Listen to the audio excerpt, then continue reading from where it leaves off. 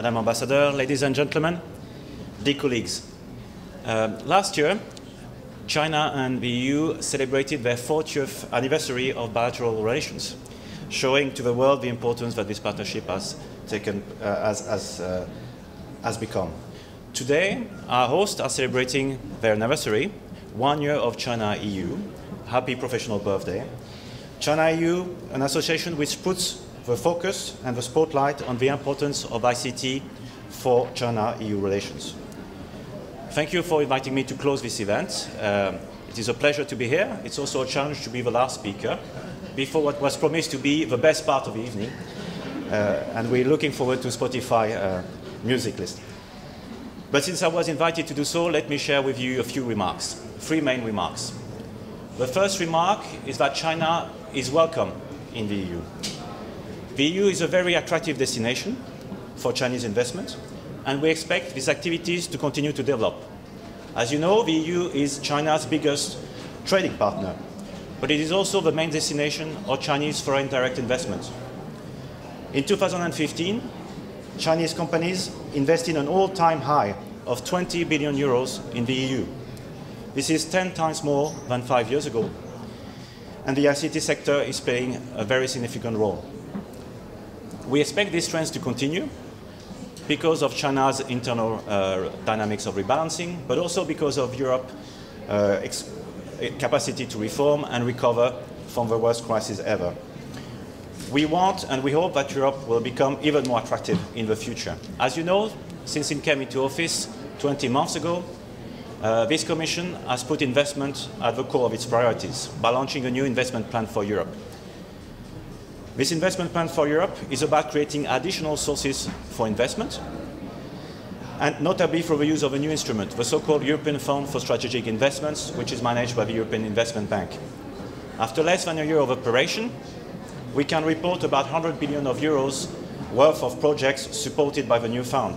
64 infrastructure projects, more than 180 financing arrangements agreed with financial intermediaries, benefiting more than 140,000 SMEs and mid-caps.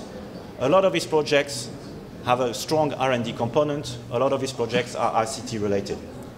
But the investment plan for Europe is not just about additional financing. It is also about making sure that demand and supply of financing can meet in practice.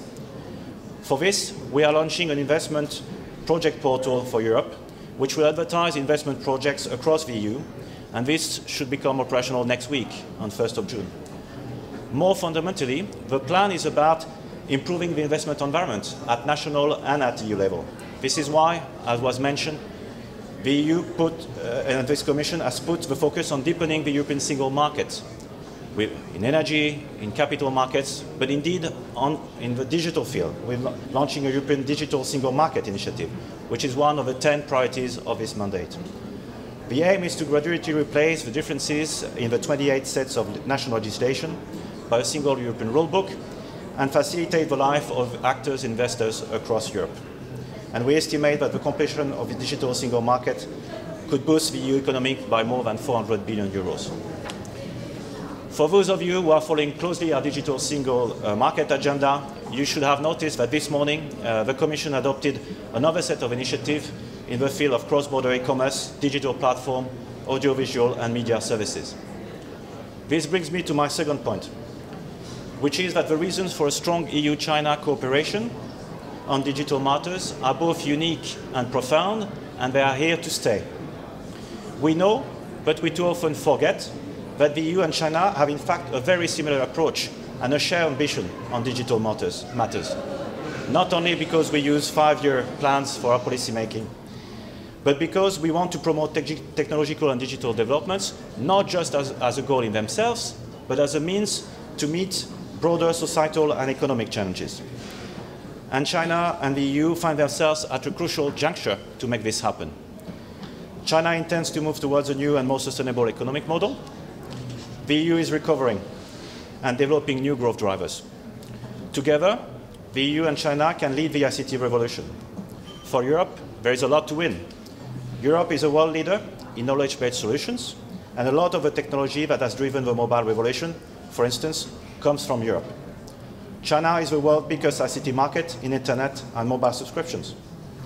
The EU has a strong interest to build new solutions and to work with China, just like China has a strong interest to participate in EU research and innovation and access a market of 500 million European consumers.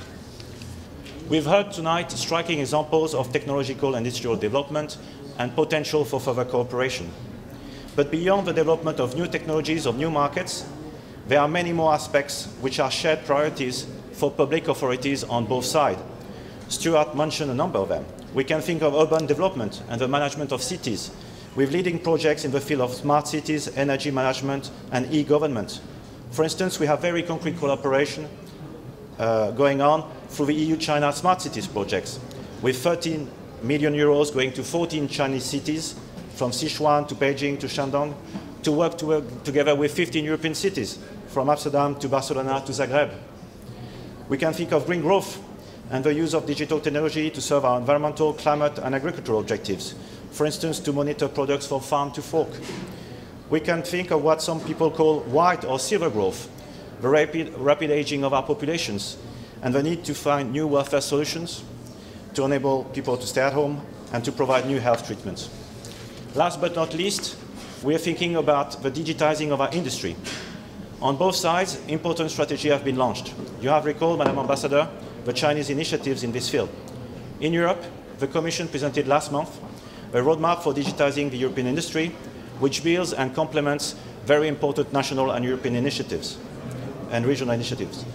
This strategy should lead to the development of new innovation hubs and public-private partnerships in key domains covering the whole digital value chain, from robotics to electronics, from 5G to big data. Overall, we estimate that the digitizing of our industry can bring an additional 110 billion euros of revenues for the EU industry every year. Challenges may differ, but cooperation is essential to find solutions of mutual interest. And it is also very significant to allow Chinese and European companies to create new value chains at global level based on a renewed industrial complementarity.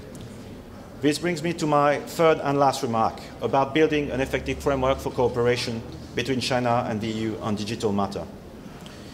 A cooperation and level playing field which is based on trust and reciprocity and which facilitates market opportunities on both sides. This framework will necessarily build on the broader context of China-EU relations, and we are indeed looking forward to a new EU-China summit on 12 and 13 of July this year. One very important aspect of these relations is the completion of a negotiation on a comprehensive agreement on investment between China and the EU, where progress is also expected this year. And we are encouraged by examples of practical cooperation on a daily basis.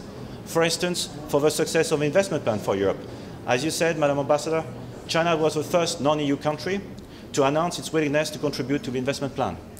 Likewise, at the same time, the European Investment Bank has been very active and supportive in the creation of the Asian Infrastructure Investment Bank. When it comes to digital matters, future cooperation will necessarily include a number of domains. You mentioned them: infrastructure, trade, but also people-to-people connectivity between Europe and China based on an open rule-based platform. The issue of licensing and the protection of intellectual property rights, which are crucial for innovation, and the development of common standards and joint research in areas such as 5G, mobile communication, and the Internet of Things, building on the very good dialogue between the European Commission and the Chinese Ministry of Industry and Information Technology. In this context, you mentioned the priority of reciprocal access to research programs, which should help to find the solutions to the shared social and environmental challenges that we mentioned. Last year, the EU-China summit resulted in the launch of an EU-China connectivity platform, together with a joint declaration on 5G. These initiatives are exemplary of what can be done to create further synergies between EU policies and projects on the one hand, and China's One Belt, One Road initiative on the other hand, also to benefit other countries from the Eurasian continent. 5G, you mentioned it, in particular, is a fantastic opportunity for both economies to make everything connected, to deliver new services and to meet new needs. Connected cars, remote surgery, smart agriculture are just some of the new applications that will require 5G. Here again, the EU and China share a common vision, and together we can speed up 5G and rapidly bring its benefits to our societies and citizens. Excellencies, ladies and gentlemen, we have a full and indeed a promising agenda ahead of us, and it is thanks to an event like tonight's that such cooperation can take shape and will grow roots. I look forward to continuing the discussion and the cooperation, starting with our informal dinner. Thank you very much.